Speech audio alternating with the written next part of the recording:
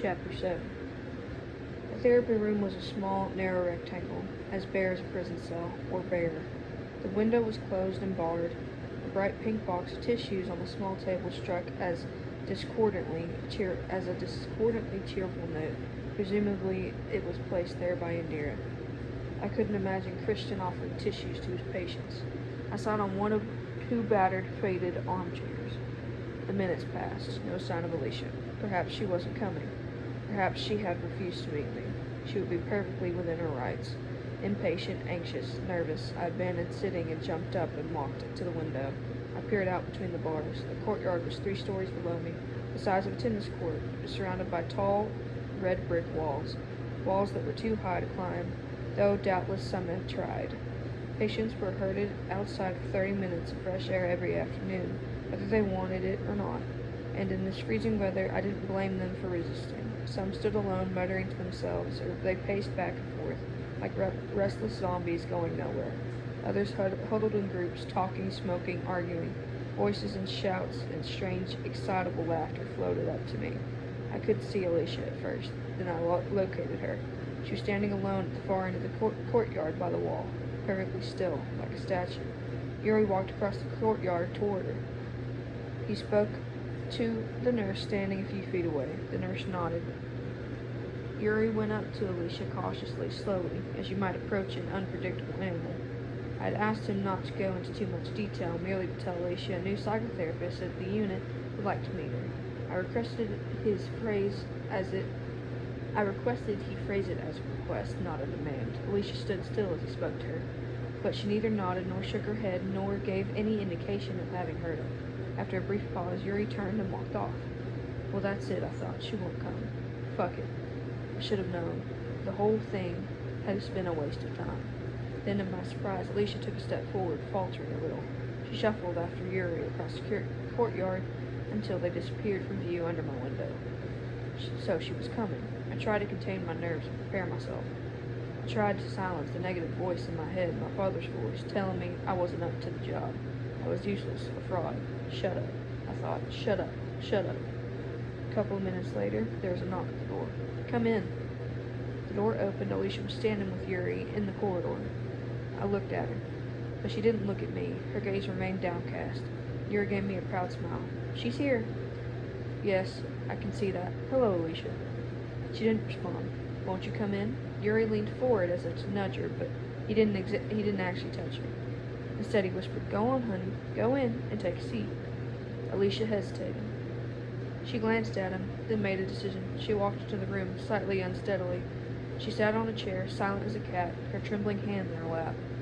I was about to shut the door, but Yuri didn't leave. I lowered my voice. I can take it from here. Thanks. Yuri looked worried, but she's on one-on-one, and the professor said, I'll take full responsibility. It's quite all right. I took my personal attack alarm out of my pocket. See, I have this, but I won't need it. I glanced at Alicia. She gave no indication she had even heard me. Yuri shrugged, obviously unhappy. I'll be on the other side of the door just in case you need me. That's not necessary, but thanks. Yuri left and I closed the door. I placed the alarm on the desk. I sat opposite Alicia. She didn't look up, but studied her for a moment. Her face was expressionless, blank, a medicated mask. I wondered what lay beneath. I'm glad you agreed to see me. I waited for a response. I knew there wouldn't be one.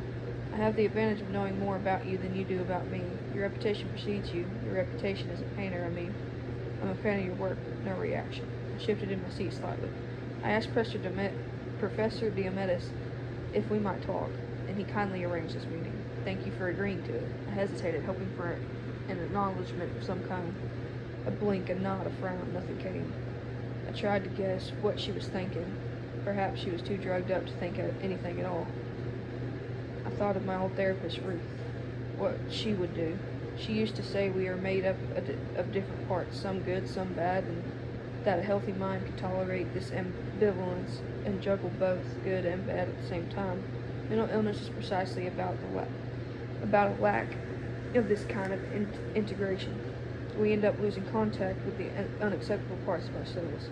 If I was to help Alicia, we would have to locate the parts she had hidden from herself, beyond the fringes of consciousness, and connect the various dots in her mental landscape. Only then could we put into context the terrible events of that night she killed her husband. It would be a slow, laborious process.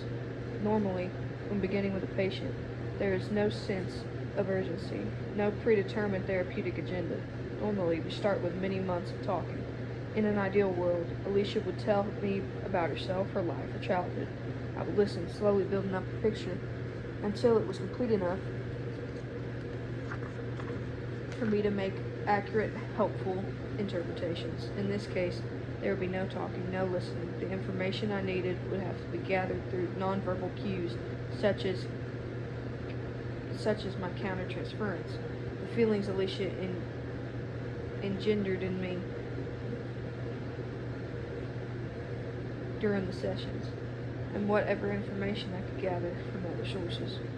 In other words, I had set into motion a plan to help Alicia without actually knowing how to execute it. Now I had to deliver, not just to prove myself to Diomedes, but, far more important, to do my duty to Alicia, to help her. Looking at her sitting opposite me, in a medicated state, drool collecting around her mouth, fingers fluttering like dirty moths, I experienced a sudden and unexpected wrench of sadness. I felt desperately sorry for her, and those like her, for all of us, all the wounded and the lost. Of course, I said none of this to her. Instead, I did what Ruth would have done, and we simply sat in silence.